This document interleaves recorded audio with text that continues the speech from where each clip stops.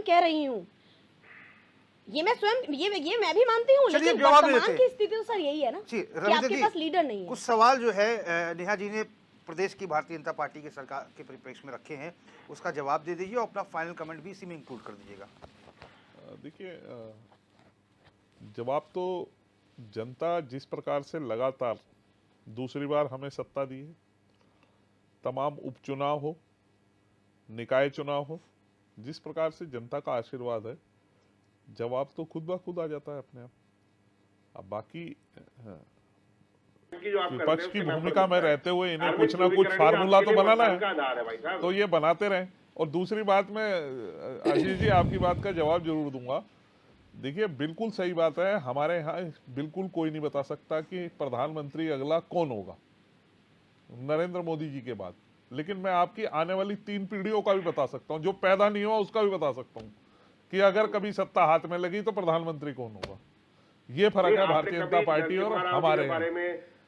देखिए हमारे यहाँ डायनेस्टी नहीं है, हमारे सामान्य कार्यकर्ताओं को उठा के कब किसको क्या बना दे। आज नरेंद्र मोदी उदाहरण है, आप बताइए ना, नरेंद्र मोहन मोदी यादव का नाम एमपी के 16 साल उदाहरण है। पहले कब प्रधानमंत्री पद के लिए आया? ये तमाम ऐसे नेता उदाहरण है, हम नहीं, हमारे आपके पास कोई उदाहरणों नहीं है की। भाई साहब, ये तो WhatsApp से देखिए मिला है कि आज आपको तक कि मोदी जी के अलावा आज कोई तक है ही नहीं। मणिपुर से नेतृत्व नहीं मिलता था, आज मणिपुर का नेतृत्व है। चलो आज तक मणिपुर का मिजोरम टिकट से क्या नेतृत्व नहीं प्रधानमंत्री मिलता को था, मिला, केंद्र में मणिपुर मिजोरम का। क्यों बनारस से बैठे हुए आज हैं? तक आदिवासी महिला को टिकट मिलेगा कभी आपको। इतना सर्वोच्च पद नहीं मिला, आज हमारे पास वो उदाहरण है। तो देखिए मणिपुर में सामान्य भेजिए ना कार्यकर्ता लड़ने को के लिए। किस तरीके से आगे लेकर आना है। सामान्य मणिपुर लोकसभा से कार्यकर्ता लड़ाइए उन्हें, हम जो तो जा रहे हैं। इस देश का भागीदार बन परिणाम क्या सकता होगा? है और उसके काबिल है, वो 100% आगे आता है। हमारे यहाँ ऐसा नहीं होता ना, हमारे यहाँ पद्म श्री पद्म विभूषण देखे थे आपके जमाने में किसे मिलते थे, स्वयं ही लेके बैठ गए सारे अपने आप। नहीं नहीं, वो सर बहुत सुन लीजिए बढ़िया ना, आपने सुन उदाहरण लीजिए दिया। ना, आज जो एक सामान्य इंडिया टीवी के सामान्य पत्रकारों को मिल जो रहा है, सामान्य काम करने वाला पत्रकारों को मिल रहा व्यक्ति, है आप पद्म देखते हैं ना भूषण, राष्ट्रपति भवन में, RSS के उन लोगों को मिल रहा है जो तो आपके ये लिए जनता लड़ाने का काम साथ करते होता हैं। है, उनका ये सामाजिक जनता का योगदान शून्य विकास है। होता है, पद्म विभूषण, ये जनता के पद्म लिए भूषण, प्रयास होता है। भारत तो रत्न सबका जैसे साथ, पुरस्कार की सबका आपने विकास, पुरस्कार सबका प्रयास, की है, इस फार्मूले के वो साथ वास्तव भारतीय में जनता बड़ी- पार्टी आगे मतलब चलती एक है। बड़े यही कारण है वास्तव में कि आज लेकिन भारतीय इस जनता काले पार्टी अक्षरों में का लिखी जाएगी। जो ग्राफ है वो लगातार बढ़ता जा रहा है। आने वाला समय आप तो सर 370 आपके भारतीय भ्रष्टाचार जनता का पार्टी और ठीक है। 400 पार एनडीए। ठीक है, आपका फाइनल कमेंट हो गया। आशीष सैनी जी, चूंकि आप बात में बीच बीच में बोल भी रहे थे, आप भी सर थोड़ा मैं क्षमा चाहूंगा, आज मुझे बीच में ज्यादा बोलना पड़ा, लेकिन मेरा मुख्य उद्देश्य क्या है कि जब हमारे जो पैनलिस्ट हैं जब कोई बात उठाते हैं और वो एक सवाल के रूप में सामने आता है, तो हमें भी उसमें जवाब देने की। हेलो, हाँ, मैं कह रहा थोड़ा धैर्य हमें भी भी उसमें धैर्य जवाब देने का वो मिलना चाहिए। आपका इन्होंने जैसे कहा कि भ्रष्टाचार और ये सब चीजें बातें की, तो हम भी चाहते हैं कि प्रधानमंत्री जी भ्रष्टाचार पर बात करें, जीरो टॉलरेंस पर बात करें। मुख्यमंत्री ने जिस प्रकार से 373 करोड़ रुपए का ठेका एक ही गुजराती कंपनी को दिया है, तो उस पर भी बात हो। तो हम तो तैयार है बात करने के लिए, इसी पे मतदान करा लीजिए।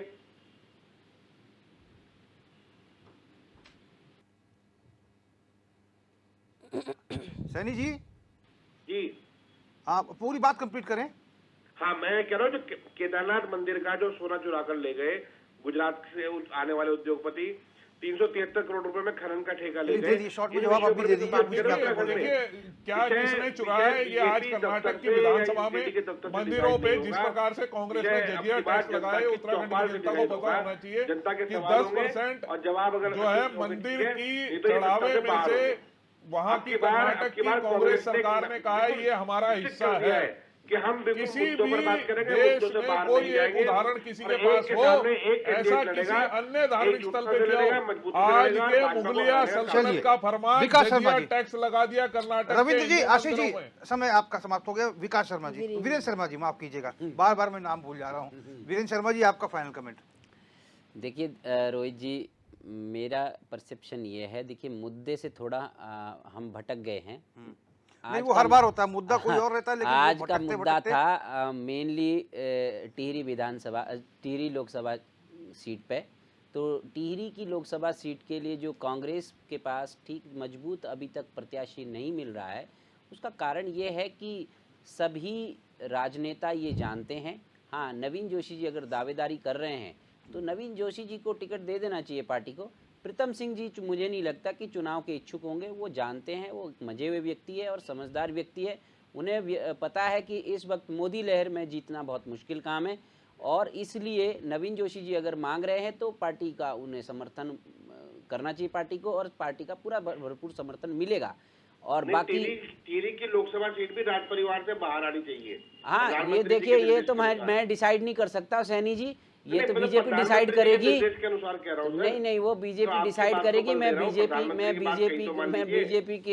बीजेपी की कोर कमेटी का अध्यक्ष नहीं हूँ, और उसके लिए मैं क्षमा चाहता हूँ आपसे। कांग्रेस के अध्यक्ष शर्मा जी, टिकट शर्मा जी, हाँ, अब सैनी जी ऐसा है, देखिए ये बम्बैया नॉलेज, ये जो बम्बैया नॉलेज है आपका, ये संजय तो आप गुप्ता जी अपने पूर्व पास विधायक रखिए। पूरे- मेरा कहना तो पूरी सिर्फ पार्टी इतना पर है आरोप लगाकर घूम रहे हैं, कि टिकट की दावेदारी कर रहे आपको हैं। अभी भी अगर आप सच में एक मजबूत विपक्ष के तौर पे लड़ना चाहते हैं इस वक्त नहीं, नहीं, हम मोदी जी मजबूत विपक्ष से नहीं, मोदी मजबूत जी सरकार से तो बनाने के अपनी लिए लड़ेंगे। आशीष नकारात्मकता सैनी छोड़ जी, दीजिए। आप आप वीरेंद्र शर्मा नकारात्मकता जी छोड़ राजनीतिक दीजिए, विश्लेषक हैं। नकारात्मकता छोड़ दीजिए। पूरे देश में आप लोगों को मेरी एक ही राय है, शुरू से कांग्रेस की यही विडंबना है कि मुद्दे लेके जाइए। अगर आपने इंडिया गठबंधन बनाया है तो उसके लिए आप एक मिनिमम कॉमन प्रोग्राम बनाइए और आपस में पार्टियों के बीच में समन्वय बनाइए और ठीक ढंग से अगर लोगों को विजन दिखाइए कि 2024 में हम ये करेंगे। हाँ, तभी अगर जनता आपको आपने वोट करेगी। जीतना है, अगर आपने नहीं, थोड़ी हमें टक्कर भी जनता देनी वोट नहीं कर रही है, है, सपोर्ट जीतने भी का कर तो रही मुझे है। नहीं नहीं लगता होनी है। और केवल मेरा मुद्दों पे जो आधारित जो परसेप्शन जनता के है, मुद्दे होंगे, आप उस पर लोग चुनाव जीत नहीं होगा, सकते उस पर ही हैं मोदी मतदान जी से, होगा। लेकिन अगर आप मजबूती से लड़ना चाहते हैं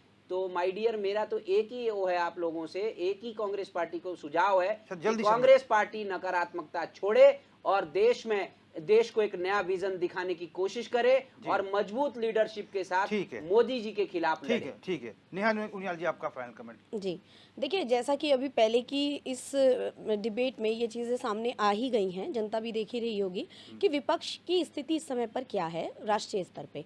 अब मैं रविंद्र जी को थोड़ा सा ये बताना चाहूँगी कि प्रदेश की बात यदि आप करते हैं, देखिए आप इस समय पर हर्षित हैं, पुलकित हैं, बहुत अच्छी बात है। लेकिन सर ओवर कॉन्फिडेंट होकर के यदि आप चुनाव लड़ना चाहते हैं, देखिए चुनाव इसलिए नहीं है, यहाँ पे आगे अगर आपको प्रदेश में रहना है, अपनी सरकार बनाकर रखना है, तो सर आपको कार्य भी तो करना पड़ेगा ना। आपका इतना मजबूत संगठन अगर यहाँ के स्थानीय मुद्दों पर काम नहीं कर सक रहा है, आप देखिए जनता जो है सड़कों पर आकर के आंदोलन कर रही है, आप उनको यूसीसी लाकर तो दे रहे हैं।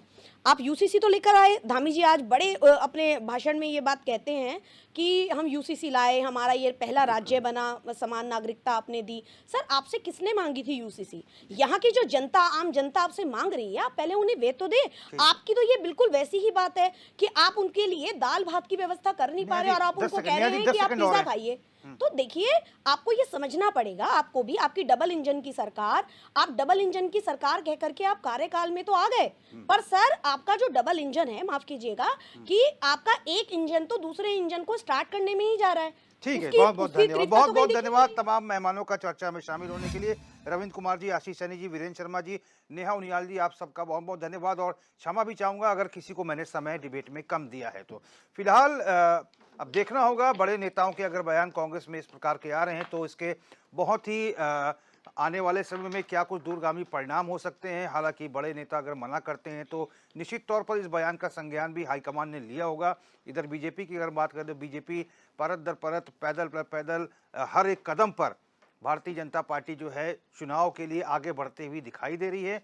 हालांकि विपक्ष ओवर कॉन्फिडेंट का भी आरोप लगा रहा है, लेकिन इसको लेकर भी भारतीय जनता पार्टी ने प्रत्येक सीट को 5 लाख वोटों के अंतर से जीतने का लक्ष्य निर्धारित किया है। अब ये ओवर कॉन्फिडेंस है या फिर एक्स्ट्रा कॉन्फिडेंस है, ये तो वक्त बताएगा। फिलहाल क्वेश्चन आवर में मेरे साथ बस इतना ही। देश और प्रदेश की तमाम बड़ी खबरों के लिए आप देखते रहिए चैनल 24/7।